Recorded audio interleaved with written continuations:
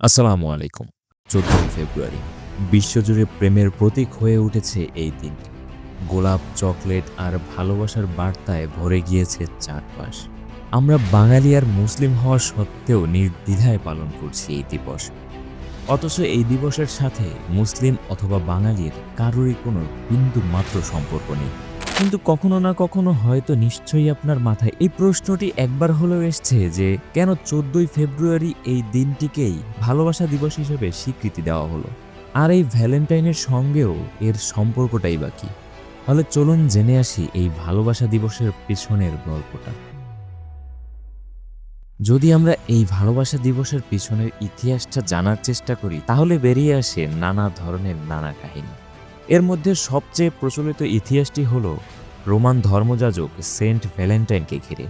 Saint Valentine ছিলেন একজন খ্রিস্টান ধর্মপ্রচারক, কিন্তু ৩য় শতাব্দীর রোম সম্রাট দ্বিতীয় ক্লাডিয়াস দেবদেবীর পূজায় বিশ্বাসী ছিলেন। তিনি চেয়েছিলেন রোমের সমস্ত নাগরিক তার নির্দেশ অনুযায়ী দেবতাদের উপাসনা করুক, কিন্তু সেন্ট ভ্যালেন্টাইন এই আদেশ মানতে অস্বীকার করেন। তার একমাত্র বিশ্বাস ছিল যিশু খ্রিস্টের প্রতি, তাই তিনি তার ধর্মবিশ্বাস ত্যাগ করতে সম্মত হয়নি। আর এর ফলেই সম্রাট তাকে কারাগারে নিক্ষেপ করেন এবং বারবার চাপ দিতে থাকেন ধর্ম পরিবর্তনের জন্য। কিন্তু ভ্যালেন্টাইন তার সিদ্ধান্তে অবিচল থাকেন। ভ্যালেন্টাইন কারাগারে থাকাকালীন বহু মানুষ তাকে দেখতে আসতো, তাকে ফুল দিত এবং তার সাহস জোগানোর চেষ্টা করত। এর মধ্যেই এক কারারক্ষীর অন্ধ মেয়ে নিয়মিত তার সঙ্গে দেখা করতে আসতো।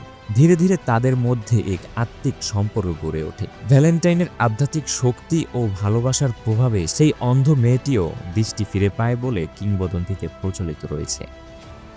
এই সম্পর্কের কথা জানাজানি হলে সম্রাট আরও ক্ষিপ্ত হয়ে যান এবং সিদ্ধান্ত নেন ভ্যালেন্টাইনকে শাস্তি দিতে হবে। তাই ২৭০ খ্রিস্টাব্দের ১৪ই ফেব্রুয়ারি সেন্ট ভ্যালেন্টাইনের মৃত্যুদণ্ড কার্যকর করা হয়। কিন্তু মৃত্যুর পূর্বে ভ্যালেন্টাইন সেই মেয়েটিকে একটি চিঠি লিখে যান, যার নিচে স্বাক্ষরের স্থানে লেখা ছিল তোমার ভ্যালেন্টাইন। কথিত আছে এখান থেকেই ভালোবাসা দিবসের শুরু। অন্য এক কাহিনী থেকে জানা যায় সম্রাট ক্লাডিয়াস লক্ষ্য করেছিলেন যে বিবাহিত যুবকদের থেকে অবিবাহিত যুবকরা যুদ্ধক্ষেত্রে বেশি ধৈর্যশীল ও সাহসী হয়ে থাকে। তাই তিনি এক আদেশ জারি করেন যাতে তরুণরা বিয়ে করতে না পারে এবং সরাসরি সেনাবাহিনীতে যোগ দেয়। কিন্তু এই নিষ্ঠুর আদেশ মেনে নিতে পারেনি সেন্ট ভ্যালেন্টাইন।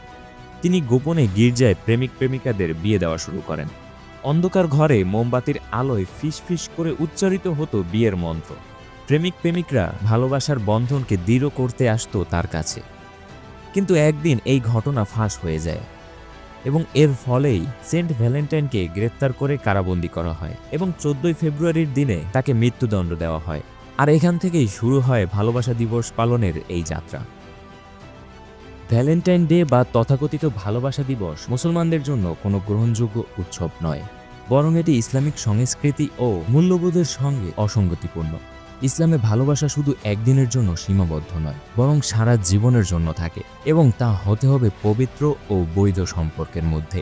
অনৈতিক সম্পর্ক বা পশ্চিমা সংস্কৃতির অন্ধ অনুসরণ কোনোভাবেই ইসলাম সম্মত নয়। তাই একজন মুসলিম হিসাবে আমাদের উচিত সত্যিকারের ভালোবাসাকে আল্লাহর বিধান অনুযায়ী সম্মান জানানো এবং শুদ্ধ ও হালাল পথে জীবন পরিচালনা করা। আজকের এই ভিডিও সম্পর্কে আপনার যে কোনো মন্তব্য জানাতে পারেন আমাদের কমেন্ট বক্সে। আমাদের আজকের ভিডিও এ পর্যন্তই। দেখা হবে অন্য কোনো ভিডিওতে। যদি ভিডিওটি ভালো লাগে তাহলে অবশ্যই একটি লাইক করার অনুরোধ রইল। আমাদের ভিডিও সবার আগে পাওয়ার জন্য চ্যানেলটি সাবস্ক্রাইব করে বেল আইকনে প্রেস করে দিন। ভালো থাকবেন, সুস্থ থাকবেন। আল্লাহ হাফেজ।